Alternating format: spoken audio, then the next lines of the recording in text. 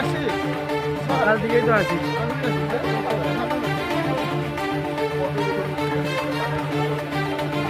হ্যাঁ হ্যাঁ জয় হিন্দ স্যার।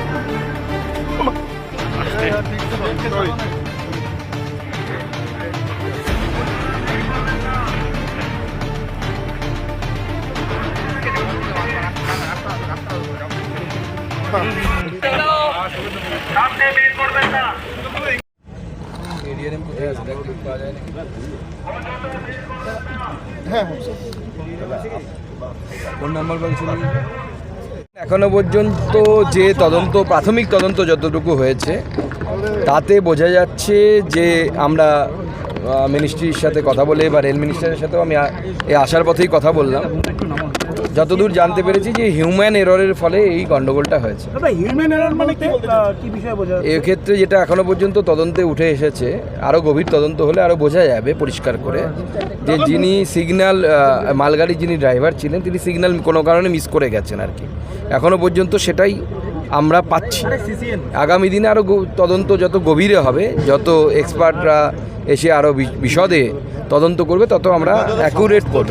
কবচ সিস্টেম কবে নাগাদ দেওয়া যাবে এটা এই মুহূর্তে ভারতবর্ষের কেউ বলতে পারবে না, বলা সম্ভব নয়। কবচ হচ্ছে খুব কমপ্লিকেটেড সিস্টেম। আমাদের অনেক বিরোধী নেতানেত্রী কবচ শব্দটাকে বা অ্যান্টি কলিশন ডিভাইসকে এমনভাবে বলছেন মনে হচ্ছে গলায় যে মাদুলি কবচ যেভাবে পড়তে হয় ওইভাবে পড়ালেই বুঝি হয়ে যায়। ওরকম বিষয় নয়, খুব কমপ্লিকেটেড ইঞ্জিনিয়ারিং একটা ডিভাইস। সেটাকে সেট করাও খুব টাফ, মানে সেট করতে হয়, কাজ করে না করতে করতে সেটাকে স্ট্যান্ডার্ডাইজ করতে হয়।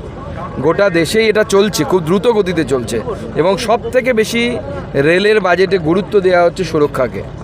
এখনও কিছুটা বাকি আছে, খুব তাড়াতাড়ি আমার বিশ্বাস হয়ে যাবে। কি মনে হচ্ছে এই ঘটনায় দোষ কার থাকতে পারে, কি মনে হচ্ছে প্রাথমিকভাবে? দেখুন, এবার দোষ হয় না, যিনি হয়তো ড্রাইভার ছিলেন তিনি সিগন্যাল মিস করে থাকলে পরে কোনো কারণে হয়তো তিনি এমনি তো সিগন্যাল মিস করবেন না, ইচ্ছে করে তো মিস করবেন না, কোনো কারণে অসুস্থ হয়ে পড়েছিলেন বা ঘুম পেয়ে গেছিলো বা এরকম কিছু একটা হয়েছিল হয়তো, এখন তো বোঝা যাচ্ছে না।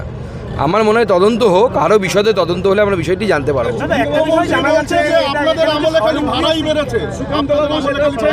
বন্দ্যোপাধ্যায় তিনি বলছেন আজকে তিনি আহতদের সঙ্গে গিয়ে তিনি যেটা জানাচ্ছেন, তিনি যখন রেল মিনিস্টার ছিলেন 2 থেকে 3টে বড় বড় এরকম মেজর অ্যাক্সিডেন্ট তিনি দেখেছেন, কিন্তু সেই ক্ষেত্রে তিনি ব্যবস্থা করেছিলেন এই অ্যান্টি কলিশন ডিভাইসের, সেই ব্যবস্থা কোথায়?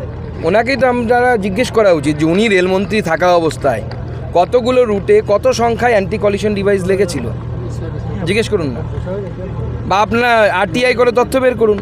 আর এখন কতগুলো জায়গায় অ্যান্টি কলিশন ডিভাইস আছে? ওনারা মানে বন্দে ভারত এক্সপ্রেস চলতো, কিছুই ছিল না। ওনার পরে যিনি মন্ত্রী হয়েছিলেন ওনার দল থেকে, তিনি বলেছিলেন আমি রেলকে আইসিইউ থেকে বের করে আনার ব্যবস্থা করছি। এটা ওনার দলের যিনি মন্ত্রী হয়েছিলেন, ওনার পরবর্তী সময়ে রেলমন্ত্রী, তার বক্তব্য। তিনি তৃণমূল কংগ্রেসেই ছিলেন তখন, এখন হয়তো নেই, কিন্তু তিনি বক্তব্য রেখেছিলেন যে আমি এই রেলকে আইসিইউ থেকে বের করে আনার ব্যবস্থা করছি। রেলের যে বাজেট, সেই বাজেট এখন সেইভাবে হচ্ছে না কেন? সম্পূর্ণ মিথ্যে কথা বা ভুল কথা বলা ভালো। মুখ্যমন্ত্রী তো মিথ্যে কথা বলতে আমাদের লজ্জা লাগে, উনি মিথ্যে কথাই বলছেন, কিন্তু আমাদেরকে বলতে হয় যে ভুল বলছেন। রেলের বাজেট হয় মেন বাজেটের সাথে হয়, আলাদা করে রেল বাজেট হয় না। কারণ রেল বাজেট মানে আগে ছিল মমতা বন্দ্যোপাধ্যায়ের রেলমন্ত্রী থাকাকালীন রেল বাজেটের যে মমতা বন্দ্যোপাধ্যায়ের বক্তব্য আছে দেখবেন, তাহলেই বুঝতে পারবেন যে কেন রেল বাজেট আলাদা করে হয় না। ওনাকে পাশ থেকে কেউ টিজ করছে, উনি বলছে এই বহুত দিয়া হয়, চুপ করো। এখানে বলছে এই বহুত দিয়া হয়, তুমকো দিয়া হয়, তুমকো এ দিয়া হয়, কমেডি শো হতো। তো এগুলো বন্ধ হওয়া দরকার। আরো জোর দেওয়া হবে, কারণ একের পর এক ঘটনা ঘটছে, বিকানের এক্সপ্রেসের ঘটনা, তারপর আরো একটা ঘটনা, এবার আরো কাউন্টার নিতে দেয়। দেখুন, সমস্ত রকমের জোর সুরক্ষার জোর প্রতি সব থেকে বেশি দেয়া আছে, কিন্তু মাঝে মাঝে হিউম্যান এরর হয়। একটা এত বড় সিস্টেম, সেই সিস্টেম রান করছে বহু বছর ধরে। প্রথমবার রেল আইআইটিকে ব্যবহার করে ট্র্যাকের যে সুরক্ষা সেই জন্য ব্যবস্থা করেছে। আগে ট্র্যাকে ফাটল নিয়মিত খবর ছিল, আপনারাও দেখাতেন। এখন আপনারাই বলুন লাস্ট ক মাস আগে দেখিয়েছেন ট্র্যাকে ফাটল হয় না এখন।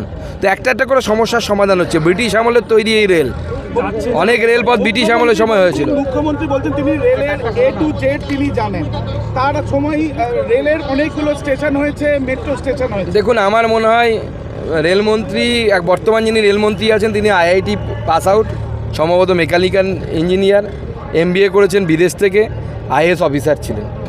এরপরে যদি মুখ্যমন্ত্রী বলেন যে উনি সব রেলের জানেন, তাহলে তো IITর প্রফেসরদের আত্মহত্যা করা উচিত। 2020 তার যে ভিশন ছিল সেখানে তিনি সমস্ত কিছুর জন্য টাকা অ্যালটমেন্ট করতে পেরেছিলেন, তার দাবি। দেখুন, আমি দেখেছিলাম, আমি যখন স্টুডেন্ট ছিলাম, আমার বালুরঘাট স্টেশনে, আমি নিজের অভিজ্ঞতাটাই বলছি, আমার নিজের জায়গার একটা বড় দেয়াল করে তাতে অনেকগুলো শিলা লাগানো ছিল, এই প্রকল্প এই প্রকল্প, রেল মাছ ধরবে, রেল সাপ মারবে, ব্যাং মারবে থেকে শুরু করে রেল হসপিটাল করবে, রেল খেলবে, রেল অলিম্পিক করবে, সমস্ত কিছু করবে।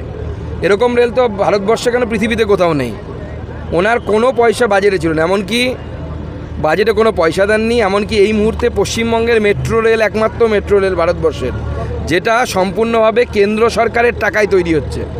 এটা আমাদের পশ্চিমবঙ্গবাসীর জন্য লজ্জা। অন্যান্য সব রাজ্যে এমনকি যোগীর উত্তরপ্রদেশে, খুব বাজে উত্তরপ্রদেশ যাকে মুখ্যমন্ত্রী বলেন, সেই উত্তরপ্রদেশে মেট্রো রেলের 60-40 ভাগ আছে। অর্থাৎ 100 টাকা খরচ হলে 60 টাকা রেল দিলে 40 টাকা উত্তরপ্রদেশ সরকার দেয়, কোনো কোনো ক্ষেত্রে রাজ্য সরকার আরও বেশি দেয়। একমাত্র পশ্চিমবঙ্গ মেট্রো যেখানে 100%, মানে 100 টাকা কেন্দ্র সরকার দেয়। দাদা, উদয়নপুর রেলমন্ত্রী পদত্যাগ দাবি করছে, কি বলবেন? দেখুন, ওই বাংলায় বলে না, প্যাঁচা বলে আমার সাথে সূর্যের বৈরিতা আছে। এরা আমার ছোটোবেলায় ভাব সম্প্রসারণ করতাম, এরা গুন্ডা মস্তান একজন রেলমন্ত্রীকে বলছে যে পদত্যাগ করতে হবে। ওনার তো দেহত্যাগ করা উচিত। মুখ্যমন্ত্রী মেডিকেল গেলেন কিন্তু ঘটনাস্থলে আসলেন না। আসবেন হয়তো পরে, এখন আমি এসেছি শুনলে তো আসবেন না উনি। আমরা আসবো, গভর্নর সাহেব এবং আমি আসবো বলে নাকি ফ্লাইটটা ছোট ফ্লাইট ছিল সেই জন্য জানি না, পরে আলাদা করে ফ্লাইটের ব্যবস্থা করে, ইন্ডিগোকে বলে ফ্লাইটের ব্যবস্থা করে উনি আলাদা ফ্লাইটে আসলেন। ফ্লাইটটা ছোট ছিল, হয়তো ওনার অসুবিধা হয়, গরিবের মানুষ তো, গরিব মানুষের সরকার, ছোট ফ্লাইটে উঠতে পারেন না।